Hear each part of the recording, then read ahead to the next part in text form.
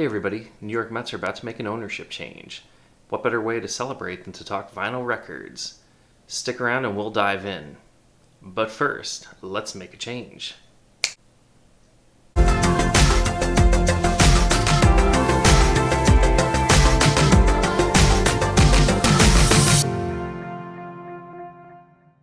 Alright everyone, so I am a huge fan of records and music, but I have another passion. I grew up in New York and New Jersey, and I am a huge New York Mets baseball fan. Die hard. Been to tons of games. I probably went to Old Shea Stadium 100 times easy. Went to playoff game in '99. Went to NLCS in the World Series in 2000. But for anyone that knows baseball, tough times sometimes being a New York Mets fan. Kind of the playing second fiddle to the Yankees, and if you follow baseball at all, you know the last 20 years or so have just been a mess. Ownership got caught up in the Bernie Madoff scandal. They often don't compete in free agency, let alone compete during the regular season, so it can be pretty tough being a Mets fan sometimes. But we have good news. We have a new owner coming in, Steve Cohen. He's a hedge fund billionaire. Aside, you can get into his business practices or, whether they're good or not. I know they based the character from Billions on the guy, but I don't know him. I don't follow his business practices enough. I'm not going to judge what he does in his business life. All I know is he's got a boatload of cash. He just bought the Mets. He is a lifelong New York Mets fan, and really, is there anything better than to have an uber fan of your team with buckets full of money coming in to buy? And he is a smart guy. So I think there's a lot of energy, a lot of he's being referred to as Uncle Steve on social media, and there's just a lot of excitement. So I was thinking, how else, as a vinyl fan, as a Mets fan, what other time would be perfect than to show off my New York Mets, and to a lesser extent baseball record collection. So, most of us listen to music on records, but we all have our tendencies. We buy certain short formats, genres, whatnot, but you always have that little quirky side piece of your collection. And records have it's an audio medium, so it's not just for listening to music. It could be for spoken word. It could be for other things. I mean, there's old school records that had like train whistle sounds, sounds of whales, instructional, books on what you would have like a book on tape or book on CD. They used to do these on records. So to have baseball themed records really isn't that unusual when you get to think about it. So as a Mets fan, I've spent some time over years trying to collect Mets themed albums and singles. So I just thought I'd go give you a quick spin of what I have, and I think it's kind of cool. So I have, let's go through some 7-inch first. This is 7-inch. This is Meet the Mets. This is the official theme song of the New York Mets. This is if it's not an original like 1962 copy, it is pretty darn close. As far as I can tell, it is from somewhere in the 62, 63, 64 year. It has the original song on it, Meet the Mets, Glenn Osser and orchestra with chorus. Two versions of it. But it's pretty cool. I've seen these go for relatively high prices. I only paid $5 for this a couple years back, which was a bit stunning, but happy to have that. This is a 7-inch called Let's Go Mets. I'm going to talk a little bit more about this one because there is a 12-inch version of it, but there was no picture sleeve with this. It's just an instrumental version and the main version of the song. I think it was just sold in white sleeve, plain sleeve. And as I said, there's a 12-inch of that, so we'll get to that shortly. This is another one. Ralph Kiner talks with the Amazing Mets. Ralph Kiner was a Hall of Fame baseball player, predominantly for the Pittsburgh Pirates. He later became a broadcaster, one of those early analysts, former player analysts. He had a post-game show called Kiner's Corner, where he'd interview players after the game.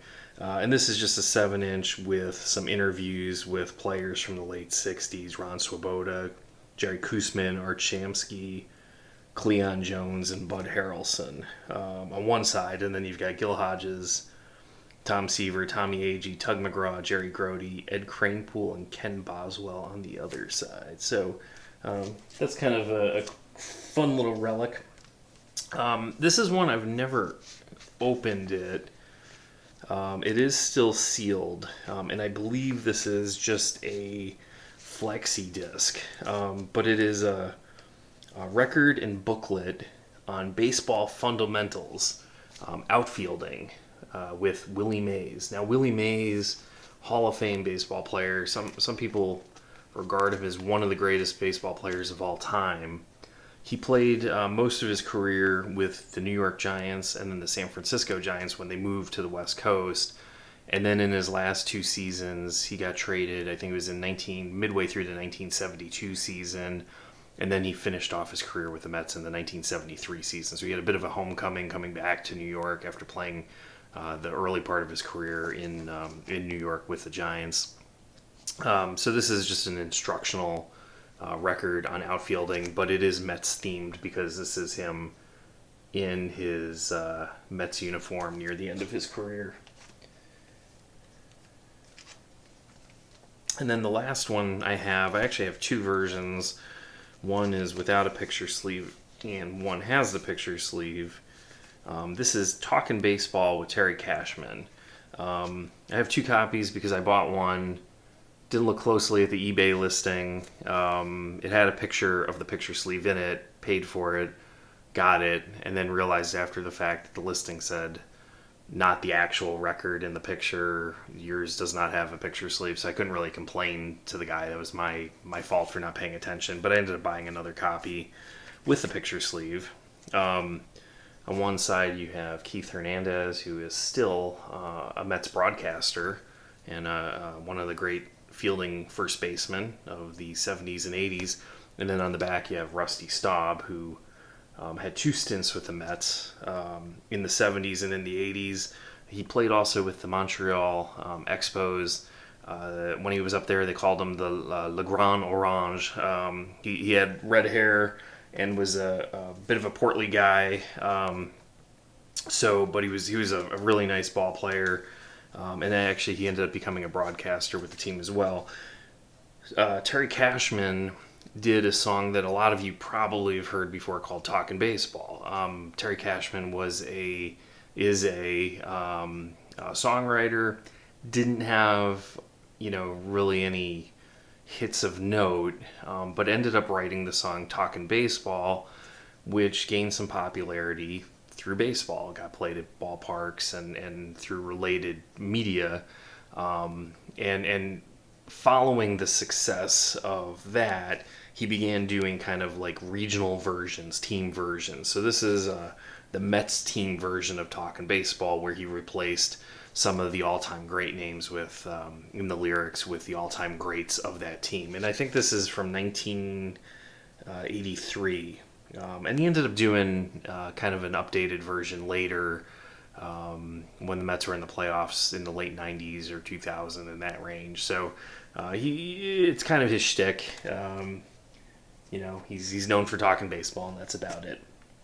On to the 12-inch records. This is Let's Go Mets, the official New York Mets album. I believe this is from 1964. It's got a cool label in orange saying Let's Go Mets. It's basically season highlights, and if you are familiar with the Mets, you would know that the Mets were not very good in the early 60s, but they were terrible, actually. But the one thing that was unique, I guess, about this is if you're familiar, in the 80s, you used to, if you subscribed to Sports Illustrated, you'd get a, like a baseball highlight video. Or sometimes if you would buy, you could go to, online into the team store or go into a team store before online. And they would sell VHS tapes with team highlights. And then at some point, they went to turn to DVDs. But in the early days, they did highlight records. So, they would recap the season on vinyl. So that's what this one is. And it's pretty cool to listen to. This one is called The Amazing Mets. This was released in 1969 after the Mets won the World Series. They were the Miracle Mets. They had been their first, from 62 to 68, they were bad, and then they turned it around very quickly in 69. They had a lot of young players come up, most notably Tom Seaver, and they just had really good pitching in 69, clutch hitting, and they became a World Series team. I've actually never listened to this. It is still sealed, and it's in pretty good shape, so I've never wanted to open it. I keep meaning to buy a used open copy of it. They are not very expensive. I paid a little bit of money for this because it was sealed, so that's partly why I don't want to open it.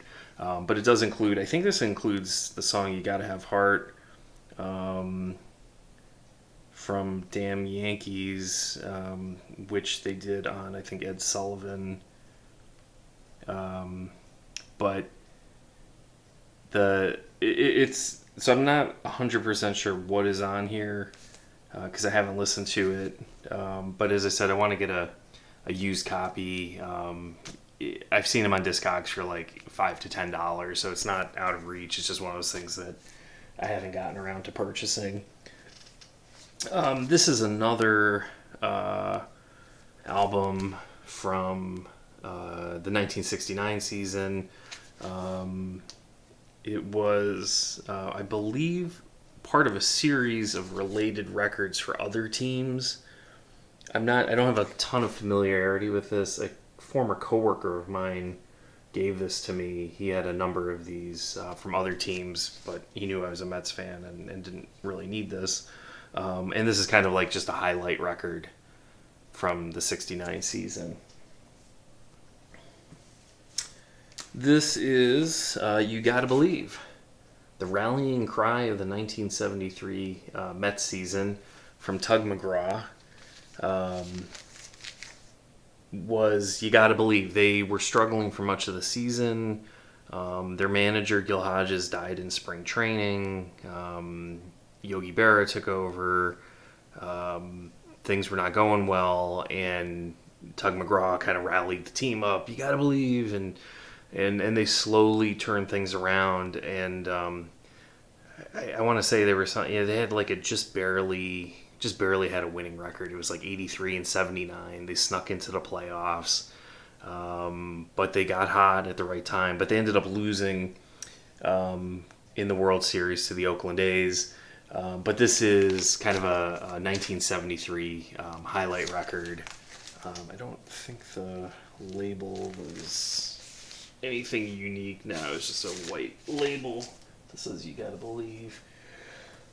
This is The Art of Pitching with Tom Seaver. So kind of, getting back into that instructional record. Again, today, or in more modern times in the 80s, 90s, and beyond, you would have like a VHS instructional tape or a DVD, or now you can watch YouTube videos, of course. But in the 60s and 70s, if you wanted to learn how to pitch from the best, you would get The Art of Pitching from Tom Seaver. This I didn't know about this one until at some point, I want to say early last year.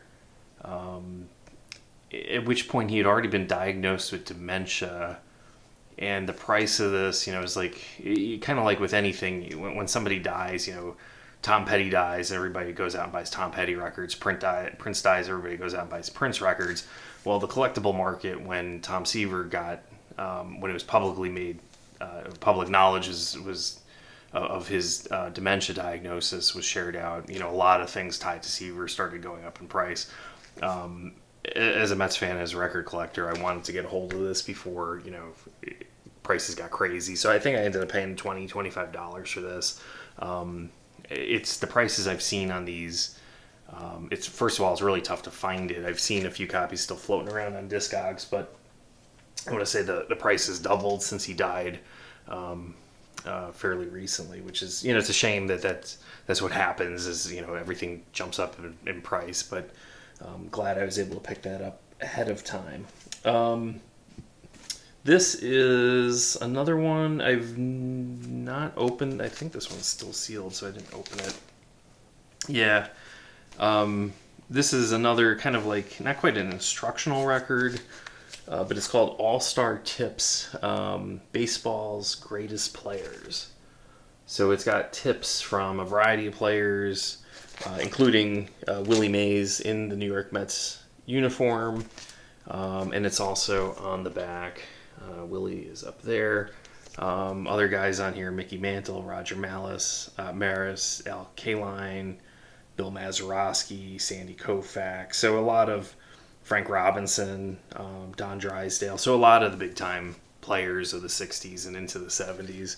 So it's just kind of a cool little record, like tips from the players, I guess, on things. And it's fun. It's got the hype sticker still on it. So 97 cents back whenever this came out, probably around mid-1970s, I would guess, if it's got Willie Mays in the Mets uni. So this kind of coming back to that other record I had mentioned earlier with Let's Go Mets and the 7-inch without picture sleeve. So the New York Mets did a song called Let's Go Mets.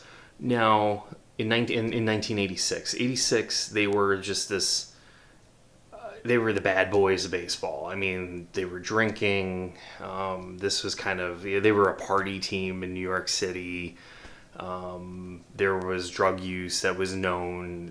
The year before, Keith Hernandez actually got caught up in part of what was like the big baseball cocaine investigation, and nearly was suspended for the season. I believe it would have taken him out of the 86 season had he not kind of worked with baseball during that investigation. But anyway, the 86 season they were stacked, and they went on to win the World Series. During the season, they did this Let's Go Mets record, which was sold around, and you can watch the music video on YouTube. It's hilarious. But in 1985, when the Chicago Bears were a really dominating team, they did the Super Bowl Shuffle, and that was kind of the inspiration for this. So that came out, and then the Mets were like, well, the Bears did one, so we got to do one because we're kind of like the Chicago Bears of baseball right now. It's a fun record. I still enjoy listening to the song. It's on streaming services. The music video's on YouTube. It's got some stuff on the back. So check that out if you get a chance. Now, I also have another song. This is the ill-fated other version. George Foster, who started the season with the Mets, he had been with them for a number of years, had been an all-star in the 70s, hit 50 home runs one year, I think, with the Reds, signed a big free agent contract with the Mets in the early 80s. By the time the 86 season came around, he was showing some age, and they eventually cut ties with him. They released him during the season. He was an outfielder, and he was basically just an outfielder. He couldn't be a role player, and he just didn't have the speed, the agility, and his bat wasn't there anymore. And they had some young outfielders which kind of replaced him, guys like Mookie Wilson, Lenny Dykstra. And then on top of that, they ended up bringing back this guy, Lee Mazzilli, who was he could play first base, he could play the outfield, but he could also come off the bench. So he's a little bit more of a versatile player at that point. It was kind of a controversial moment, when George Foster was let go. There was I believe there was some claims of racism because he was an African American player. Lee Mazzilli was white. So there was a lot of bad blood at the time, but there has also been rumors that part of the reason he got let go, and I think this is more urban myth than anything, is because George Foster decided to do his own song, which kind of like undermined, I guess, the Let's Go Mets song, and this is called Get Metsmerized. This is truly awful. If you can definitely find this, like on YouTube and listen to it. It is bad. He did get a number of the players to join in on him. The best way to describe this is really bad mid-'80s hip-hop. I mean, it's just, the beats are weak, the lyrics are weak. It's just, but it's fun. If you're a Mets fan, you got to have this record, and you got to listen to it every once in a while. Along those lines, and then again, this is one that I have not opened.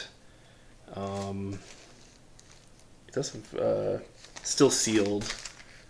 It has a fun little Support Our Troops sticker still on it. I don't know if that's from the time or what.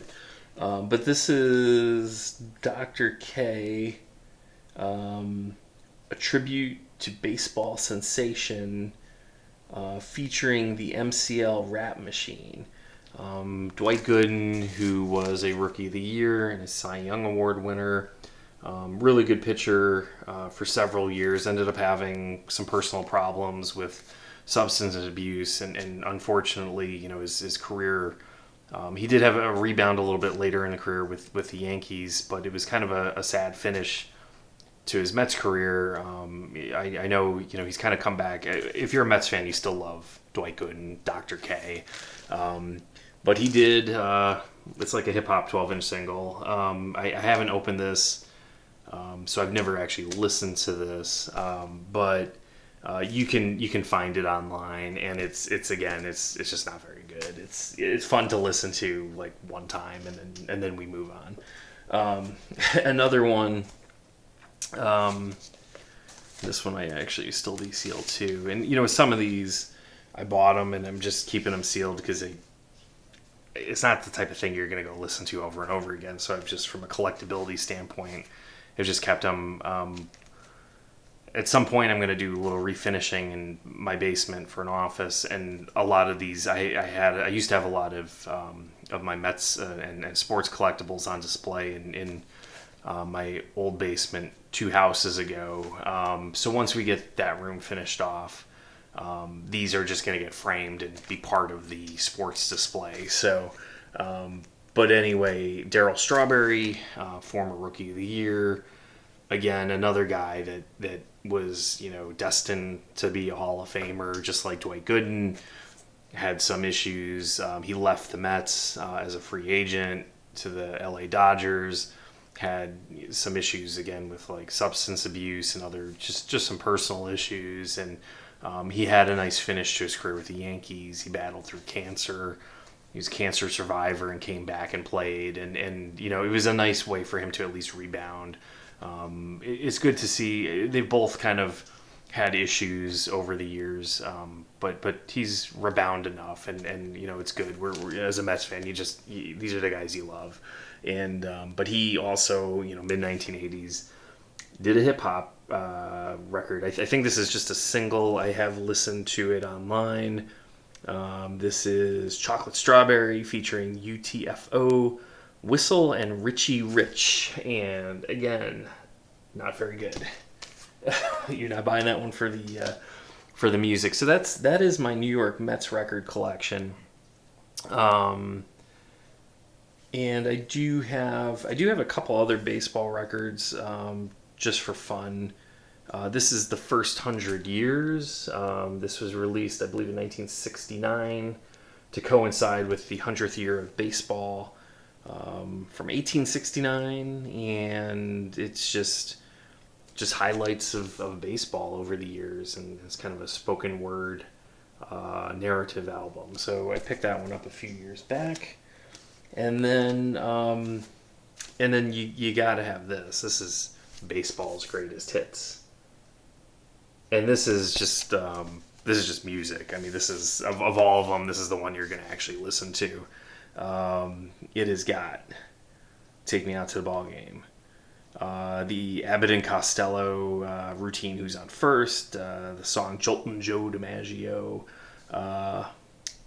"Say Hey," the Willie Mays song, "Say Hey, Say Who, Say Willie," "I Love Mickey," Van Lingelmungo, Lou Gehrig's farewell speech, the Dodgers song, "Move Over Babe," "Here Comes Henry," I think that's a Hank Aaron song, "Take Me Out to the Ball Game" with Bruce Springsteen, not Bruce Springsteen, "Love Is Like a Baseball Game," Willie Mickey and the Duke, Terry Cashman. That is the full version, the regular version of the Terry Cashman song that I was talking about. Tommy Lasorda talking about Dave Kingman. That is just go to YouTube. You're on YouTube right now. You're watching it. Type in Tommy Lasorda, Dave Kingman, and listen. It is hilarious. Dave Kingman killed the Dodgers with like 3 or 4 home runs in the game, and they asked Tommy Lasorda, the Dodgers manager, to talk about Kingman's performance, and he's like, talk about his performance. The guy hit 4 home runs, and it got a little salty. So it's just a dumb question. My day job is in journalism, and you learn pretty quickly, like don't ask a stupid question. Like, you can ask good questions and bad questions, but don't ask a stupid question. Yeah, and there's a few others in there. Casey at the Bat, of course, closes it out. So that's some good times in baseball. So I just wanted to share these with you. A little bit of my hobbies and passions outside of vinyl while still talking vinyl. Let me know what you think. Let me know, do you have any quirky side collections within the collection? Any unusual items that you've picked up over the years? Hope you give this video a thumbs up. Hope you subscribe to my channel, and we'll check back soon. Take care.